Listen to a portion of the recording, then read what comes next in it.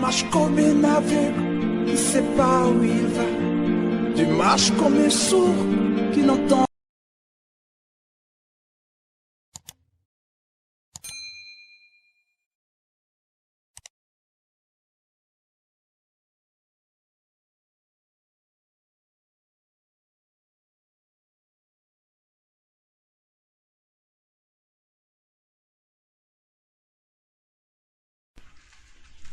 Bien-aimés dans le Seigneur,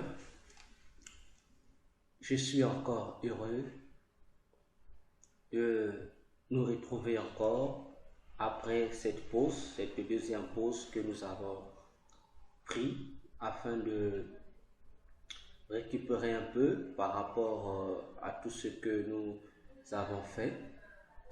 Ainsi, je viens ici pour parler des missions du démon de juillet en juillet 2022.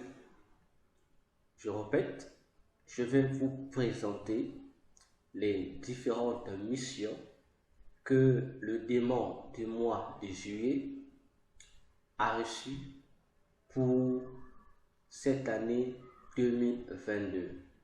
Nous précisons toujours que les missions ici en juillet 2022 sont des missions spécifiques qui n'ont absolument pas de rapport avec les missions générales ou habituelles que le démon du mois fait dans chaque mois. Car dans chaque mois, il y a une continuité que le démon fait et des missions spécifiques qui lui sont attribuées par rapport au mois en cours. Ainsi, le démon du mois de juillet, qui est le démon Belzébul, nous l'avons vu. Pour ceux qui auront besoin de comprendre en profondeur la personnalité de Belzébul, nous vous supplions et nous vous demandons, dans l'amour du Seigneur, de suivre nos vidéos sur qui est Belzébul. Alors, bien-aimés dans le Seigneur, la première mission du démon de juillet au mois de juillet, je l'ai reçue le 4 juin 2022 à 19h. Pendant que je méditais sur le livre de Jérémie, chapitre 4, tout le chapitre, bien-aimés dans le Seigneur, étant donné que depuis le début de cette année, je suis en train de méditer sur les puissants et sur Jérémie. Alors, ce 4 juin 2022 à 19h, j'étais en train de méditer sur le chapitre de Jérémie 4. Et pendant que je méditais ainsi, je vais avoir, s'il faut que j'appelle ça extase, c'est mieux, une sorte d'extase où dans cette extase, je vais voir le Seigneur qui va me dire que juillet signifie petit juin. Et il me dit, le démon de juillet fera la continuité du démon de juin. En cette année, il fera la continuité du démon du mois de juin. Il va renforcer les bases des nouvelles maladies. Voilà ce que le Seigneur m'a dit le 4 juin 2022 à 19h. Vous comprenez par là déjà que en ce mois de juillet 2022, le démon de juillet, qui est Belzébul ou Belzébul, il aura pour mission de continuer les missions du démon Balbérite, qui est le démon de juin, celle consistant à renforcer les bases sur lesquelles doivent se reposer les nouvelles épidémies, les nouvelles maladies ou pandémies dans le monde. Voilà les premières missions parmi les missions que le démon de juillet va réaliser. Alors, bien-aimés dans le Seigneur, le 5, c'est-à-dire le jour suivant, le 5 juin 2022, vers 5 heures du matin, pendant ma prière à propos du mois de juillet, je vais avoir une vision. Pendant que je priais, je vais avoir une vision. Alors, dans cette vision, je vais voir des choses. Et dans ces choses-là, ça constitue, je dirais, une deuxième mission que le démon de juillet a reçue pour cette année-ci. Alors, quelle sera donc la mission? C'est que, en ce juillet 2022, le démon de juillet va faire quoi? Va introduire dans le monde des nouvelles races de démons géants ayant des apparences de monstres guerriers assoiffés de sang. Je répète, dans ce mois de juillet 2022, le démon de juillet va introduire dans le monde des nouvelles races de démons géants ayant des apparences de monstres et des monstres comme des guerriers antiques assoiffés de sang. Et le Seigneur me dit, la plupart de ces démons géants seront récoltés dans la catégorie des démons trônes et des gardiens de la barrière cosmique. Ils auront pour mission d'influencer les pensées et les idéologies de chaque leader mondial et des gouvernants. L'un sera à leur gauche et l'autre à leur droite, et un autre derrière eux qui aura cette mission d'injecter ces fausses idéologies à l'intérieur de leur crâne. Et ce, dans le but de les inciter à donner des politiques qui suivront à la lettre des procédures que le monde de Satan a établies pour la réalisation de leurs projets dans notre monde. Et le Seigneur me dit, malheur à ceux qui prennent des décisions sans me consulter au préalable. Priez pour vos dirigeants pour qu'ils me connaissent profondément. Voilà ce que le Seigneur a déclaré. Je reprends. Le Seigneur dit, pendant cette extase que j'ai eue, je me suis retrouvé dans, je ne sais pas comment vous expliquer, je me suis retrouvé comme successivement devant plusieurs, donc pas moi, mais je dirais devant moi, je me suis retrouvé successivement devant plusieurs hommes d'État. Et devant ces hommes d'État, je voyais à gauche, à droite et derrière ces dirigeants d'État, je voyais ces démons géants. Ils avaient sur eux l'armure des guerriers antiques. Mais ils étaient assoiffés de sang parce qu'ils avaient des dents comme les dents des requins et il y avait du sang au niveau de leur bouche, il y avait du sang. Et lorsque je voyais ces esprits, je voulais comprendre, au fait, ça signifiait quoi? C'est là que le Seigneur Jésus va me dire que le démon du mois de juillet 2022 introduira dans le monde des nouvelles races de démons géants ayant des apparences de monstres, des guerriers antiques assoiffés de sang. Il dit, la plupart de ces démons seront récoltés dans la catégorie des démons trônes et des gardiens de la barrière cosmique. Ils auront pour mission d'influencer les pensées et les idéologies de chaque leader mondial et des gouvernants. L'un sera à leur gauche et l'autre à leur droite et un derrière eux qui aura cette mission d'injecter ces fausses idéologies à l'intérieur de leur crâne. Et pendant que le Seigneur était comme en train de m'expliquer ce que je voyais, alors je voyais que le démon qui était derrière venait, il ouvrait la tête au niveau du cerveau, il ouvrait un trou et dans le trou, il injectait des choses dedans. Il injectait, il mettait ça dans sa main. Et dès qu'il mettait sa main, il prononçait certaines déclarations. Il y avait des étincelles de lumière qui sortait de ses mains et qui rentrait dans le cerveau du leader. Et après cela, le leader se mettait, prenait un papier, écrivait dessus. Et le Seigneur poursuit pour dire, et ce, dans le but de les inciter à donner des politiques qui suivront à la lettre les procédures que le monde de Satan a établies pour la réalisation de leurs projets dans notre monde, c'est-à-dire dans le monde des humains. Pour ne pas dire dans notre monde, c'est-à-dire dans notre monde à nous les humains.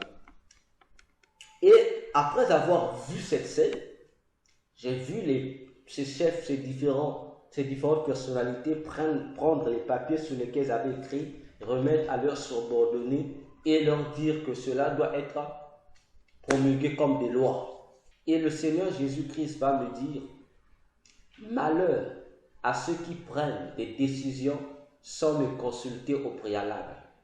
Priez pour vos dirigeants pour qu'ils me connaissent profondément. Et cette extase va prendre fin là. Voilà, bien-aimés, ce que je peux donner comme deuxième mission que viendra accomplir le démon du mois de juillet.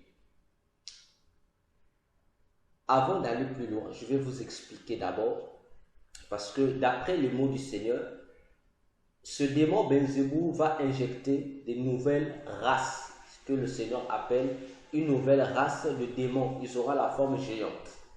Je ne sais pas pourquoi le Seigneur les appelle nouvelles races, je ne sais pas. Mais le Seigneur dit que c'est ces démons-là qui vont venir. Ils vont cibler spécialement les dirigeants, ceux qui sont à la tête des institutions étatiques ou des institutions gouvernementales. L'objectif sera quoi? L'objectif sera de les pousser à pouvoir prendre des décisions qui ne vont pas plaire au monde, mais qui vont plaire aux puissances occultes. Et ces décisions auront pour impact détruire les humains, détruire les populations du monde entier. Voilà l'objectif de ces missions. Donc, les dirigeants seront encadrés par ces trois démons. Ce que le Seigneur m'a montré. Alors, le Seigneur dit que ce groupe de démons ils seront pris, ce sera comme un mélange des démons de la catégorie des trônes et des démons de la barrière cosmique. C'est deux types d'esprits qui vont s'allier pour travailler afin de réaliser ce projet de la manipulation des pensées, de la manipulation des idéologies, afin de pousser les dirigeants à prendre des décisions qui vont converger avec les procédures que Satan a mis en place pour réaliser son projet ou ses projets dans notre monde. Or, nous savons que ces projets sont nombreux et sont déjà en cours dans le monde. Alors, bien-aimés dans le Seigneur, nous allons essayer un peu de comprendre. Qui sont les démons qu'on appelle les trônes? Ça, ce n'est pas le Seigneur. Ça, c'est moi qui vous explique pour que nous comprenions mieux ce qui va se passer en ce mois de juillet, pour nous donner également les bases au travers desquelles nous pouvons prier le Seigneur. Les démons trônes, ils existent. Ce sont une catégorie d'anges. Pourquoi on les appelle des trônes? Parce que ce sont des démons qui ont des trônes au ciel. Pas pour être adorés, non. Ça montre une position de chefferie que ces anges ont dans le ciel. Vous savez que lorsque Satan est descendu sur la terre, il n'est pas descendu seul. Il est descendu avec plusieurs autres anges qui l'ont suivi dans sa désobéissance. Et ces anges faisaient également partie des différents groupements d'anges dans les cieux. Vous avez par exemple les 4 êtres vivants. Ce sont des anges qui s'appellent des trônes. Ils occupent des trônes au ciel. Vous avez les 24 êtres vieillards. Ils ont aussi des trônes au ciel. Satan lui-même aussi avec un trône au ciel. Voyez-vous? Mais non pas que ce ne sont pas des dieux, c'est juste une position hiérarchique donnée. Alors, les démons que nous appelons les trônes, ils existent, je n'invente rien. Parlons d'abord de ces êtres spirituels appelés des trônes. Bien-aimés, prenons Colossiens 1, versets 15 à 16. Il est dit ceci. Il est l'image du Dieu invisible, c'est-à-dire Jésus-Christ, le premier-né de toute la création, car en lui ont été créées toutes les choses qui sont dans les cieux et sur la terre, les visibles et les invisibles, trône, dignité, domination, autorité. Tout a été créé par lui et pour lui. Voilà. La Bible nous confirme bel et bien que lorsque Dieu a créé les êtres visibles et invisibles, parmi les êtres visibles, on parle des trônes. Il s'agit des rois, des dignitaires et autres. Mais dans le monde spirituel, il s'agit d'une catégorie d'anges qui avaient un pouvoir aussi de gérance. Mais lorsque Satan est descendu, la catégorie des anges trônes qui se sont affiliés à lui ont aussi réorganisé leur hiérarchie dans le royaume de Satan que nous avons souvent l'habitude d'appeler par le monde pandémonium. Ainsi, les démons trônent, bien-aimés dans le Seigneur, chers auditeurs, chers internautes, vous tous qui êtes en train de nous suivre présentement au travers des différents réseaux sociaux ou d'une autre source de connaissances. Ainsi, comprenez que les démons trônes sont des démons rois qui gouvernent les territoires, les nations et les pays. Je reprends. Les démons qu'on appelle les trônes, ce sont des démons qui sont des rois qui gouvernent les territoires, les nations et les pays. C'est auprès de ces démons-là que certains dirigeants politiques tirent leur pouvoir de domination sur les peuples. Et parmi ces démons rois, on retrouve aussi des démons idoles des nations et les dieux des religions.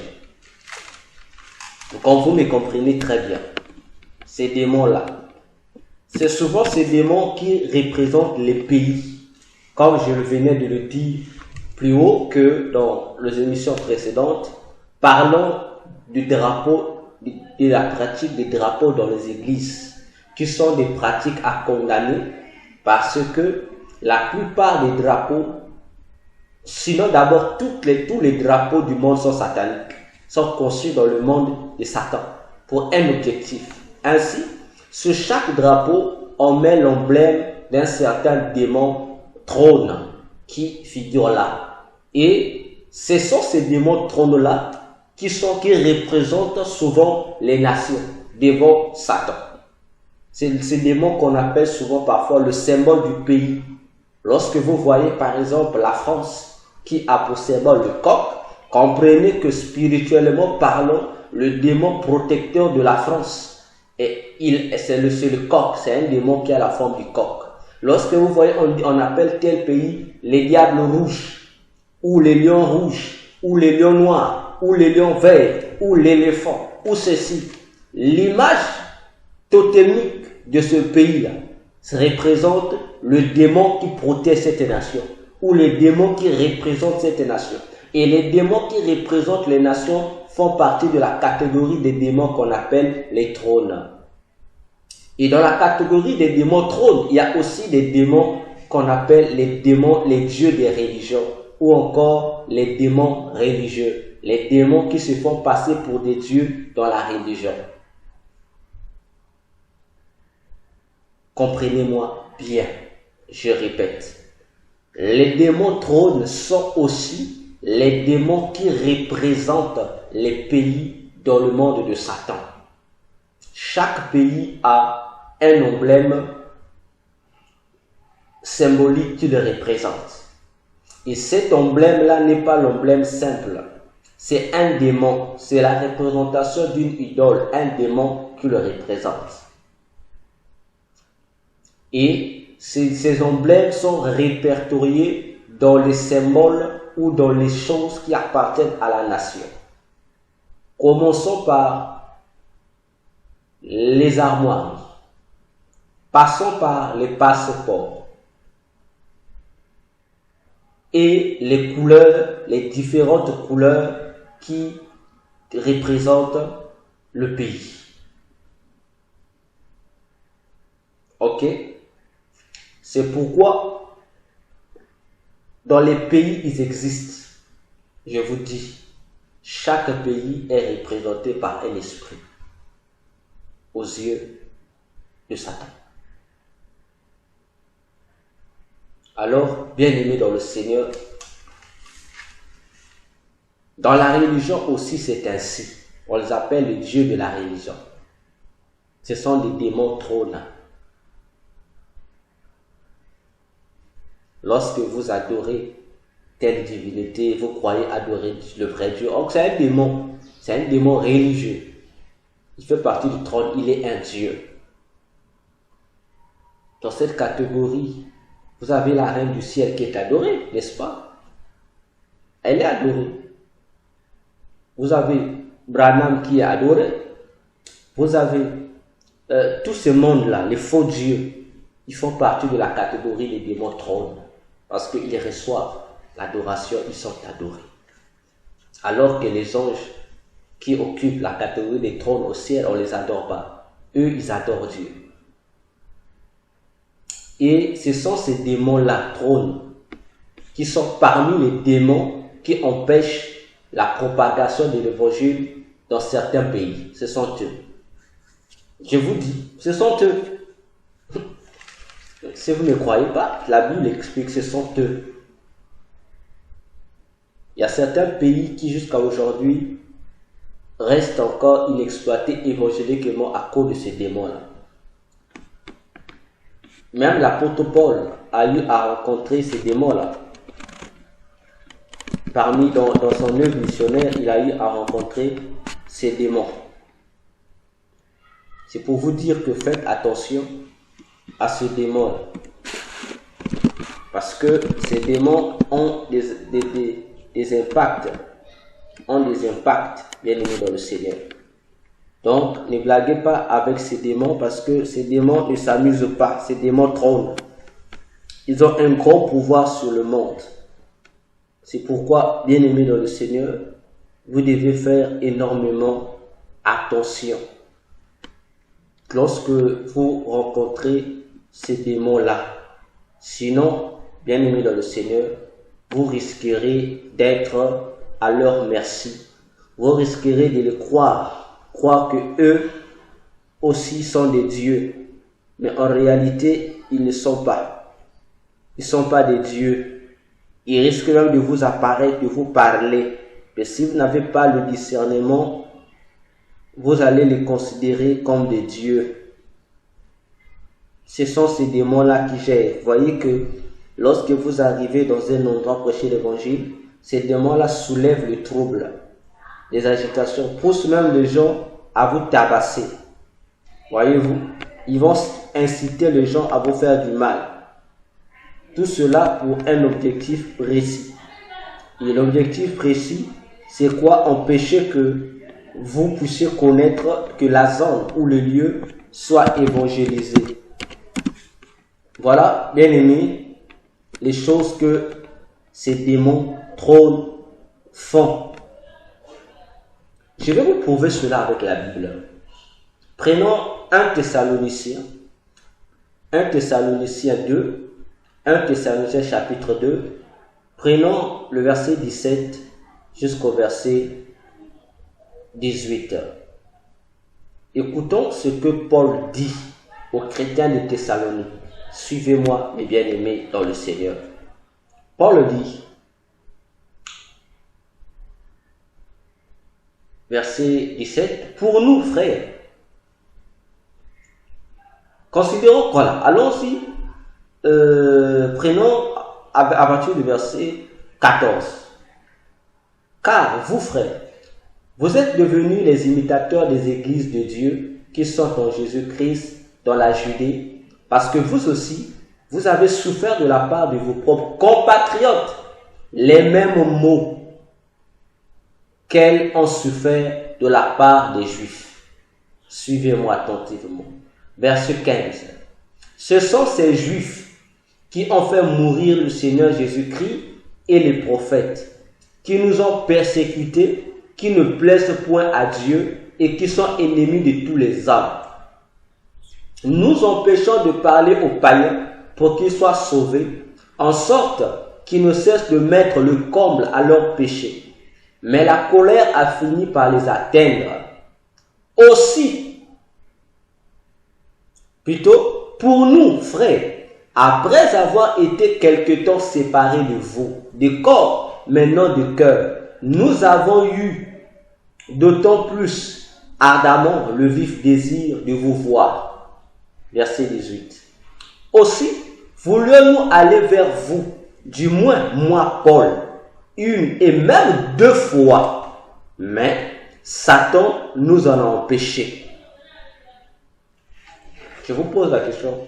Paul a eu le désir 2 fois d'aller voir les chrétiens de Thessalonique, mais Satan le lui a empêché 2 fois.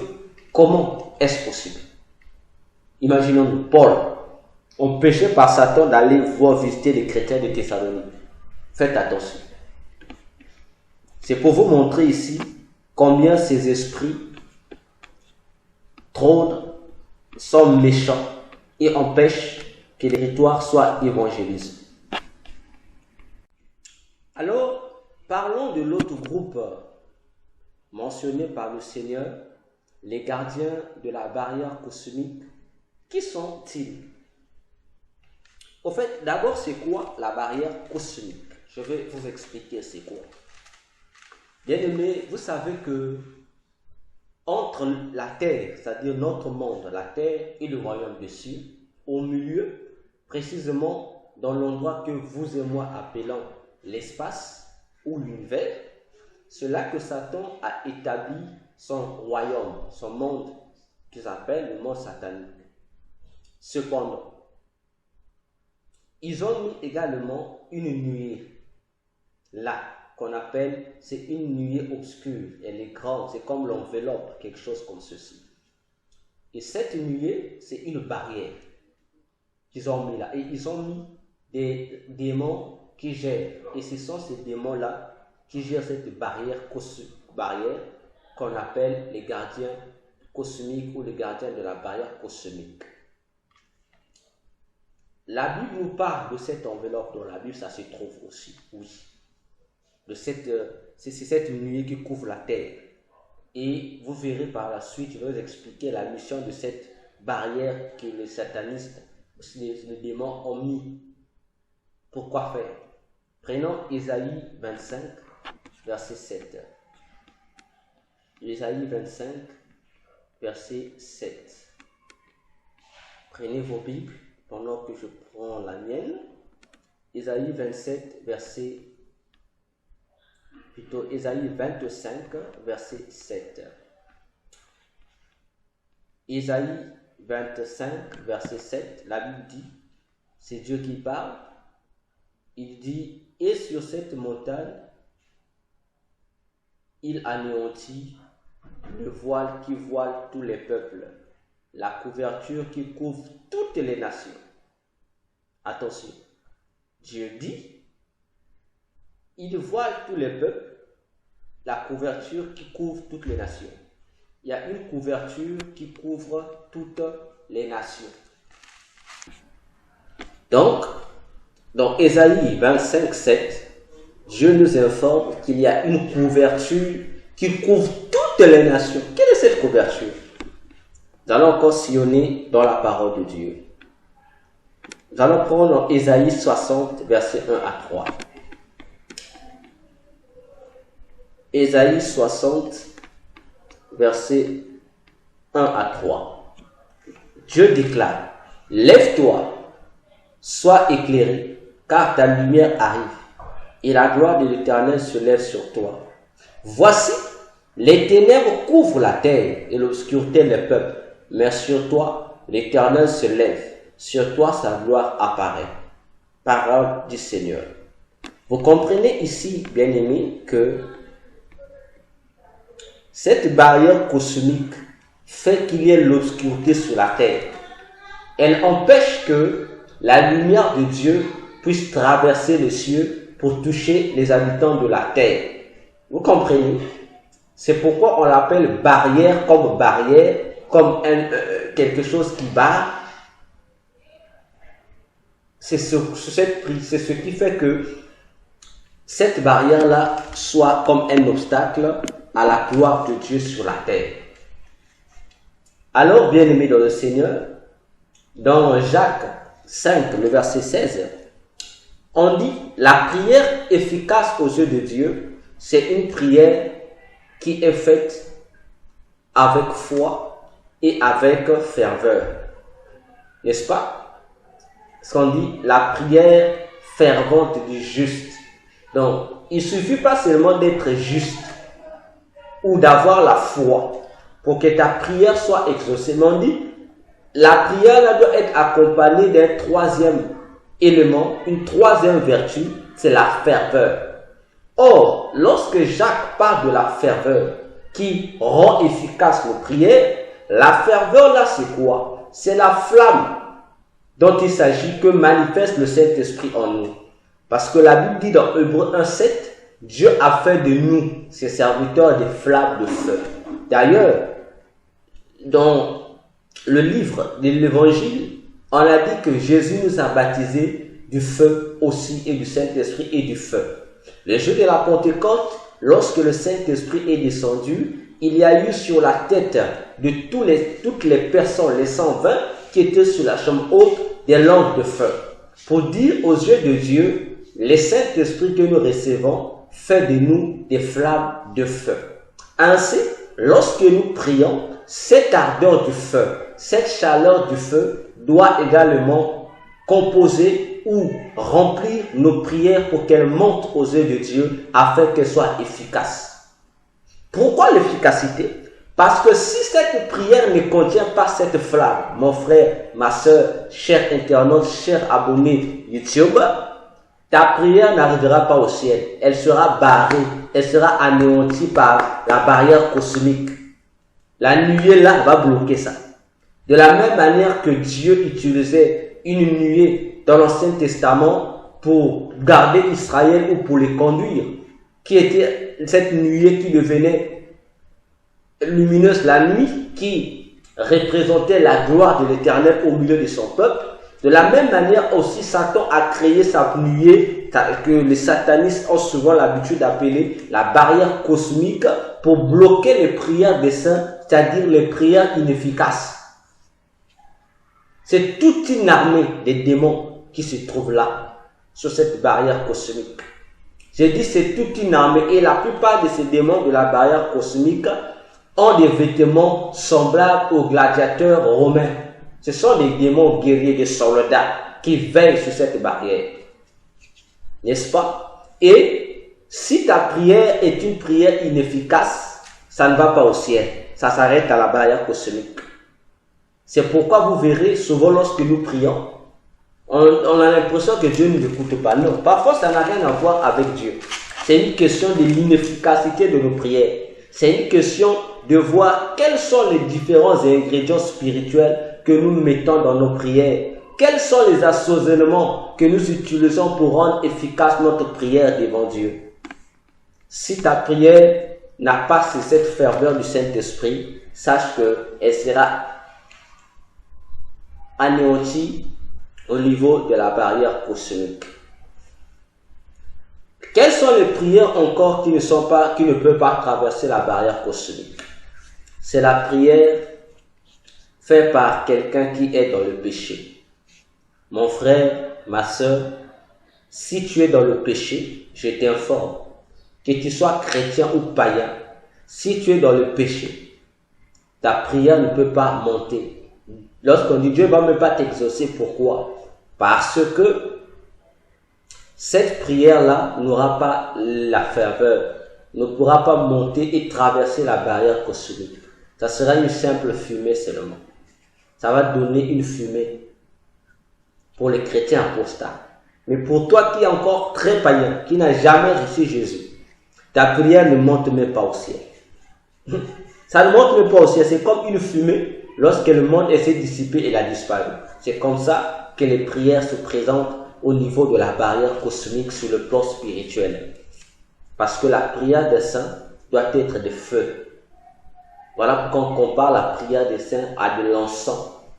N'est-ce pas? Mais pour que l'encens puisse produire sa valeur, puisse démontrer sa valeur, son importance, ce n'est pas la forme de l'encens. C'est l'odeur que l'encens doit dégager au-dedans de lui. Or, pour que l'encens puisse dégager cette odeur bonne qu'elle a, il faudrait que cet encens soit en contact avec du feu. C'est pour cette raison que nous, ayant en nous la bonne odeur de Christ, qui est l'encens de Dieu, il faudrait seulement que nous puissions lier cette bonne odeur de Christ en nous, cette vie de sainteté, à la chaleur de l'esprit, c'est-à-dire à une vie de totale consécration à Dieu, à une vie active spirituellement, c'est-à-dire tu passes beaucoup de temps dans la prière, tu as beaucoup de temps dans les jeûnes, tu as beaucoup de temps dans ce que nous appelons les exercices spirituels chrétiens.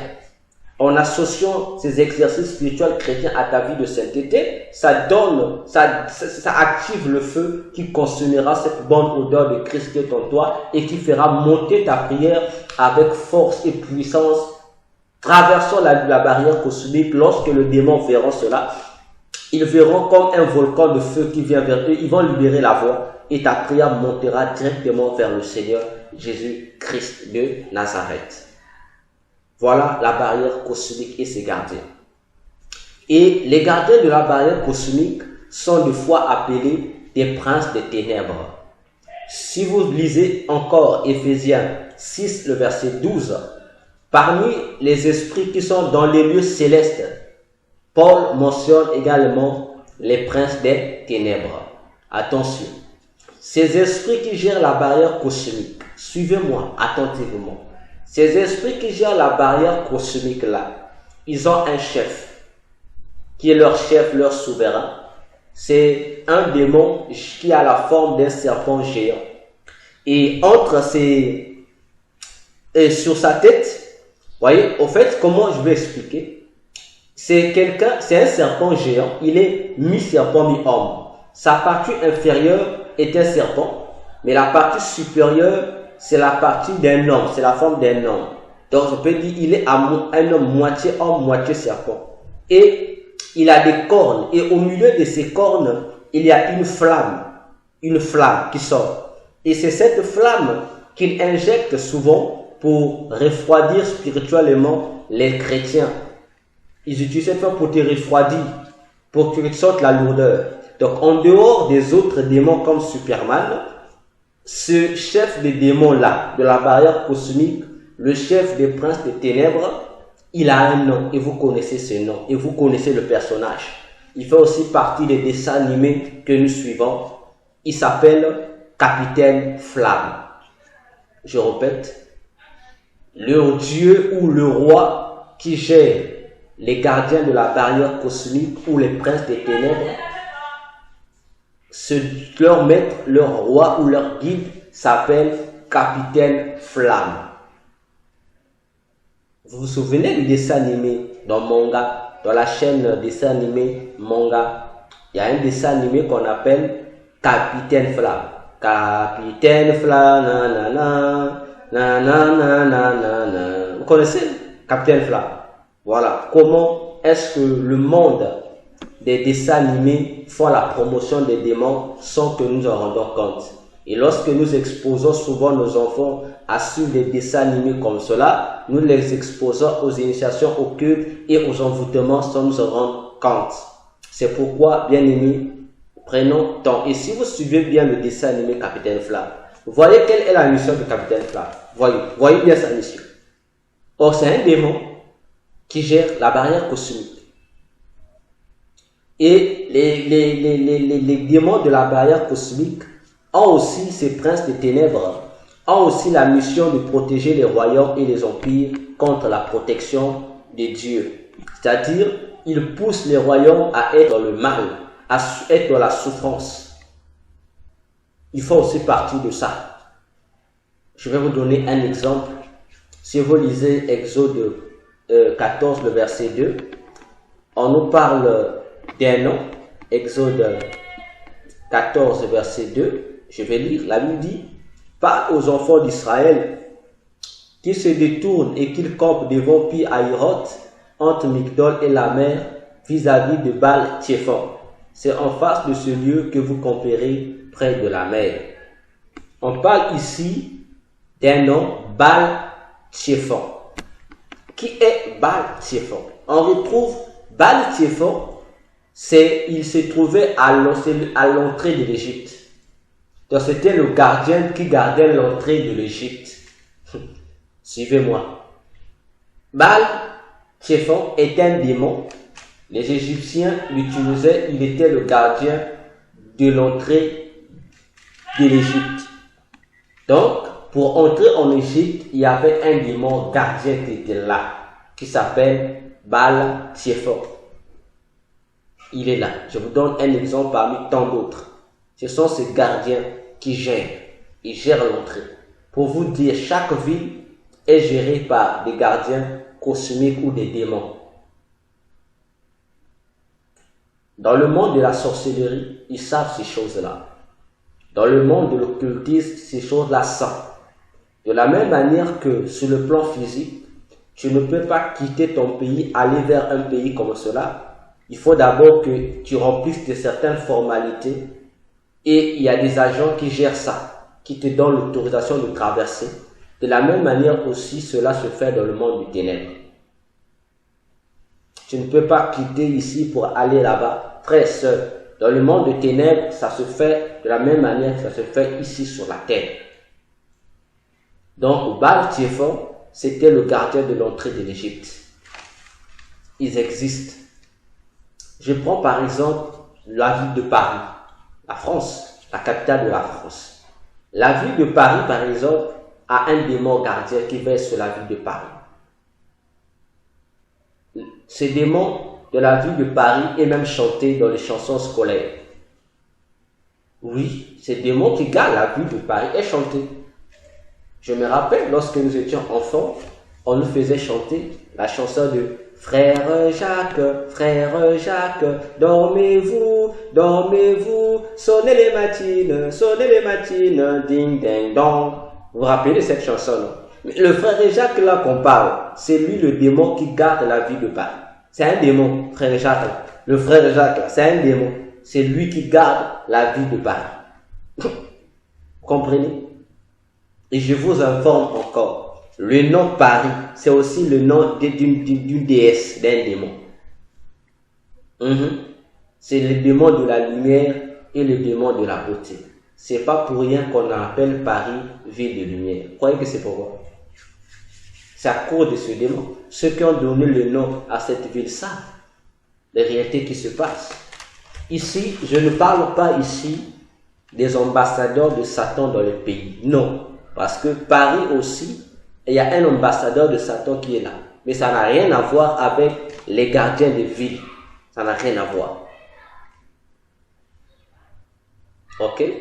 Vous entendez parler en États-Unis du nom Chicago Bulls. Mais Chicago Bulls, c'est lui, le démon qui garde la ville états-unienne. C'est lui, le démon gardien de cette ville-là. C'est lui. C'est un démon. Le Chicago Bulls, c'est un démon qui gère l'entrée ou le pays, qui le garde, tout comme Baal-Tchephon. Ok? Vous me suivez très bien. Il y a des gardiens, même dans les carrefours. Il y a chaque carrefour, chaque rond-point, il y a un démon gardien qui veille sur l'endroit. Ce que je dis, les mystiques savent. Ceux qui sont dans le pratique occulte savent. Que ce soit en Europe, soit en Afrique, on sait ces choses-là. C'est pourquoi on vous trompe souvent dans les ronds-points. Les satanistes font quoi? Ils s'évertuent à mettre des monuments historiques autour du rond-point pour vous embrayer. Et je vous apprends, chaque monument historique qu'on met là, ça représente des esprits qui sont là pour veiller aux ronds-points qui sont là, parce que la nuit, le rond-point devient le portail dimensionnel pour traiter avec certains démons. Oui, ce sont les vérités que je vous dis ici. Donc faites très attention avec les ronds-points. Je vous dis la vérité. Voyez, il y a ce gardien-là qui veille, qui garde. Et vous devez faire très attention avec eux. Voyez-vous, et ça fait partie aussi de la mission des démons qui gèrent la barrière cosmique. Alors, bien aimés, comprenez que leur mission à eux, c'est de ces esprits de la barrière cosmique, c'est d'empêcher les prières des saints, que Dieu ne puisse pas exaucer les prières des gens. C'est ça leur mission. Parmi tant d'autres, c'est ce que eux, ces gardiens, font. Alors, je vais ouvrir une parenthèse, je vais vous expliquer quelque chose, un mystère. Dans le Psaume 141, versets 1 à 2, David a dit à Dieu que ma prière soit comme l'encens du soir, c'est-à-dire l'encens. Alors, vous allez remarquer que pour que la ville de Jéricho tombe, n'est-ce pas? Il a fallu à Israël de crier, de marcher, de chanter, de crier pendant 7 fois. Et à la 7e fois, il devait encore faire le tour 7 fois. N'est-ce pas? Pour que cette ville tombe. Alors, bien aimé, le nom Jéricho signifie lieu de parfum. Un endroit rempli de parfum. Attention. Jéricho signifie lieu de parfum. Un endroit rempli de parfum. Or, Apocalypse 5:8 nous dit, le parfum ou l'encens représente la prière des saints. Ainsi, devant Jéricho, on n'avait pas besoin de la force de combattre. Non. Pour que Jéricho tombe, comme c'était le lieu de la prière, Jéricho ne pouvait que tomber par la montée de quoi? La montée du parfum. Voilà le secret qui a fait tomber Jéricho. Pour te dire, bien aimé dans le Seigneur, certains combats dans ta vie n'ont pas besoin de jeûne et de prière. Simplement, plutôt des jeûnes. Comme tu le fais, tu te morfonds pour rien. Certaines choses ont seulement besoin que tu sois capable de faire monter le parfum devant Dieu. Or, parmi les prières, lorsqu'on parle de monter le parfum, on parle de l'adoration. Jéricho, ils ont adoré. Ils ont tourné, ils ont adoré. Jéricho est tombé. Jéricho est tombé. Aujourd'hui, nous, l'Église, nous prions beaucoup dans l'intercession. Mais nous glorifions le Seigneur moins. Nous louons le Seigneur moins. Nous sommes là chroniques dans les combats. On prie toujours là dans l'intercession. Frère, c'est pas mauvais. Mais il faut comprendre tous les paramètres de la prière. Il y a des prières qui n'ont pas besoin du combat spirituel, comme toi tu le fais. Tu te morfonds pour rien, tu transpires pour rien. Il y a certains combats spirituels, ils utilisent seulement l'adoration. Jéricho est tombé par l'adoration, pas par les épées. Ils ont seulement contourné en chantant. Paul et Silas dans la prison, dans Actes des Apôtres 16, ils ont été délivrés des chaînes qui les liaient. Ce n'est pas parce qu'ils ont intercédé. La Bible dit, ils ont commencé à chanter, à louer Dieu au milieu de la nuit. Frères et sœurs, au milieu de la nuit, tu es toujours habitué à intercéder. Apprends aussi à glorifier Dieu. C'est important. Apprends à le louer avec tes mots, à en chanter pour lui, en l'adorant dans le chant, dans les paroles. Nous passons trop de temps à intercéder. Apprends à passer ce moment d'intimité avec Dieu. Ça va t'aider. Fais monter les parfums. Ça va t'aider. Ça va t'aider. Voilà pourquoi nous n'avons pas d'intimité avec Dieu. Parce que moins sont les chrétiens qui développent cette vie d'intimité avec Dieu. Tu es là dans l'adoration. Tu adores. Tu ne penses à rien d'autre qu'à Jésus, tu l'adores. Combien d'autres nous le font? Toi-même, tu connais. Mais si on demande combien de gens prient tous les jours, pour l'intercession, tu verras. Tu verras la foule. Mais seulement combien de gens prennent-ils leur temps pour simplement pas faire des prières de requête, ni des prières de supplication, mais seulement louer et adorer Dieu. Tu vas entendre. Combien de minutes on fait? Écoutez, dans le maison, c'est ça. Un enfant de Dieu ne doit pas seulement être là dans l'intercession. Non. L'intercession existe, la louange existe, l'adoration existe, la méditation de la parole aussi existe. À chaque exercice spirituel chrétien dépend une certaine catégorie de combat et une certaine catégorie d'esprit à combattre. Ce que les chrétiens ne comprennent pas. Il y a certains esprits qui nous résistent parce que nous simplement n'avons pas en nous la vie de louange, la vie d'adoration. On a plus la vie d'intercession. C'est un danger. C'est un danger, frère. Je vous dis, c'est un danger. Il y a des démons qui ne peuvent que te fuir. Même si tu rentres en jeûne et prière, ils ne vont pas fuir. Ils ne pourront te fuir si tu tu gardes ta foi, ils fuiront. C'est pourquoi nous ne cessons de répéter. Arrêtons de faire des combats aveugles.